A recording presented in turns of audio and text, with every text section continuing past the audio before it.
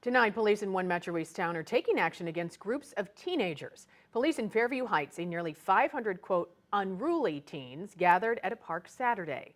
Police say it happened at Moody Park, and according to the department, they've had issues there in the past. 5 on your side's Diamond Palmer is there live. Diamond.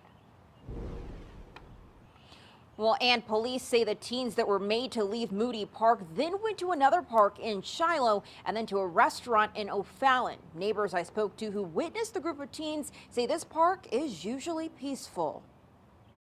Fairview Heights Police Department say about 500 teens were in Moody Park over the weekend, being, quote, unruly and using illegal drugs, all between 4 and 6 p.m. Witnesses who saw the teens say otherwise. It doesn't seem off, but maybe a little on the high side. Tom Cost lives by the park and says on Saturday he heard crowd noise coming from the park and chopped it up to an Easter egg hunt. And saw a bunch of folks running towards the west side of the park, and that's when soon after we started hearing the sirens. Police say they had to close the park early and 150 teens didn't have rides home, some going to Three Springs Park in Shiloh and then on to an O'Fallon restaurant. The department says they will arrest teens and parents for failing to supervise their children if they need to next time with a zero tolerance policy.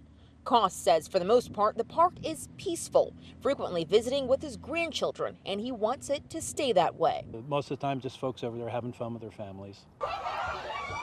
O'Fallon Police Department confirmed in March teens were forced to leave Moody Park and then started fights at St. Clair Bowl. As a result, Fairview Heights police are installing license plate readers in addition to surveillance cameras already in place. But Cost says heightened security is only a piece of the puzzle. The problem is that if you do that, you still have, three sides of the park that are still available. They could drop them off on the main road. They could drive back here. So unless you're going to install everything everywhere, I don't know how much it's going to help them. Fairview Heights Police Department say teens that were gathering a few weeks ago in Moody Park were connected to a shooting on Interstate 64.